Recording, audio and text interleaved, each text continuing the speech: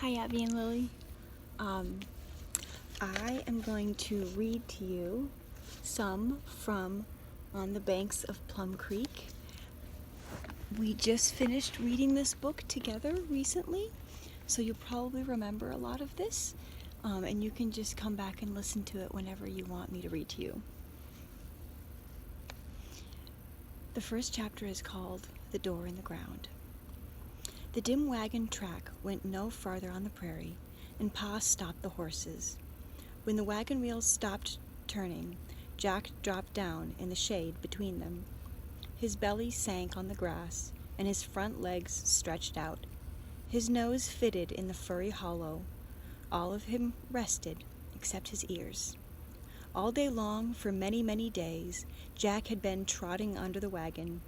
He had trotted all the way from the log house in Indian Territory, across Kansas, across Missouri, across Iowa, and a long way into Minnesota. He had learned to take his rest whenever the wagon stopped. In the wagon, Laura jumped up, and so did Mary. Their legs were tired of not moving. "This must be the place," Pa said. "It's half a mile up the creek from Nelson's. We've come a good half mile, and there's the creek." Laura could not see the creek. She saw a grassy bank, and beyond it, in a line of willow tree tops waving in the gentle wind. Everywhere, the prairie grasses were rippling far away to the sky's straight edge. "Seems to be some kind of stable over there," said Pa, looking around the edge of the canvas wagon cover. "But where's the house?" Laura jumped inside her skin. A man was standing beside the horses. No one had been in sight anywhere, but suddenly that man was there. His hair was pale yellow. His round face was as red as an Indian's, and his eyes were so pale that they looked like a mistake. Jack growled. "Be still, Jack," said Ma. He asked the man, "Are you Mr. Hanson?" "Yeah," the man said. Pa spoke slowly and loudly. "I heard you want to go west. You trade your place?" The man looked slowly at the wagon. He looked at the mustangs, Pet and Patty. After a while he said, "Yeah." Pa got out of the wagon, and Ma said, "You can climb out and run around, girls. I know you are tired sitting still." Jack got up when Laura climbed down the wagon wheel, but he had to stay under the wagon until Pa said he might go. He looked out at Laura while she ran along a little path that was there. The path went across short, sunny grass to the edge of the bank. Down below it was the creek, rippling and glistening in the sunshine. The willow trees grew up beyond the creek. Over the edge of the bank, the path turned and went slanting down, close against the grassy bank that rose up like a wall. Laura went down it cautiously. The bank rose up beside her till she could not see the wagon. There was only the high sky above her, and down below her the water was talking to itself. Laura went a step further, then one more step. The path stopped at a wider, flat place where it turned and dropped down to the creek in stair-steps. Then Laura saw the door. The door stood straight up in the grassy bank where the path turned. It was like a house door, but whatever was behind it was under the ground. The door was shut. In front of it lay two big dogs with ugly faces. They saw Laura and slowly rose up.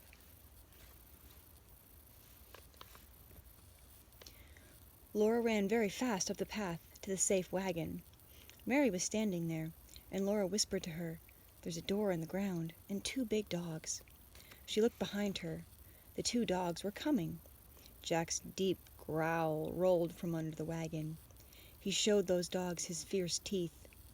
"Those your dogs?" Pa said to Mr. Hanson. Mr. Hanson turned and spoke words that Laura could not understand, but the dogs understood. One behind the other, they slunk under the edge of the bank, down out of sight. Pa and Mr. Hanson walked slowly away toward the stable. The stable was small, and it was not made of logs. Grass grew on its walls, and its roof was covered with growing grasses blowing in the wind. Laura and Mary stayed near the wagon where Jack was. They looked at the prairie grasses swaying and bending, and yellow flowers nodding. Birds rose and flew and sank into the grasses. The sky curved very high, and its rim came nearly down to the faraway edge of the round earth. When Pa and Mr. Hanson came back, they heard Pa say, "All right, Hanson, we'll go to town tomorrow and fix up the papers. Tonight we'll camp here." "Yaw, yaw," Mr. Hanson agreed. Pa boosted Mary and Laura into the wagon and drove out on the prairie. He told Ma that he had traded Pet and Patty for Mr. Hanson's land. He had traded Bunny, the mule colt, and the wagon cover for Mr. Hanson's crops and his oxen. He unhitched Pet and Patty and led them to the creek to drink. He put them on their picket lines and helped Ma make camp for the night. Laura was quiet. She did not want to play, and she was not hungry when they all sat eating supper by the campfire. "The last night out," said Pa. "Tomorrow we'll be settled again. The house is in the creek bank, Caroline." "Oh, Charles," said Ma, "a dugout. We've never lived in a dugout before." "I think you'll find it very clean," Pa told her. "Norwegians are clean people. It will be snug for winter, and that's not far away." "Yes, it will be nice to be settled before snow flies," Ma agreed. "It's only till I harvest the first wheat crop," said Pa. "Then you'll have a fine house, and I'll have horses and maybe even a buggy. This is great wheat country, Caroline, rich, level land, with not a tree or a rock to contend with. I can't make out why Hanson sowed such a small field. It must have been a dry season, or Hanson's no farmer. His wheat is so thin and light." Beyond the firelight, Pet and Patty and Bunny were eating grass. They bit it off with sharp, pulling crunches, and then stood chewing it and looking through the dark at the low stars shining. They switched their tails peacefully. They did not know they had been traded. Laura was a big girl, 7 years old. She was too big to cry, but she could not help asking, "Pa, did you have to give him Pet and Patty? Did you, Pa?" Pa's arms drew her close to him in a cuddly hug. "Why, little half-pint," Pa said, "Pet and Patty like to travel. They are little Indian ponies, Laura, and plowing is too hard work for them. They will be much happier traveling out west. You wouldn't want to keep them here, breaking their hearts on a plow? Pet and Patty will go on traveling, and with those big oxen I can break up a great big field and have it ready for wheat next spring. A good crop of wheat will bring us more money than we've ever had, Laura. Then we'll have horses and new dresses and everything you can want." Laura did not say anything.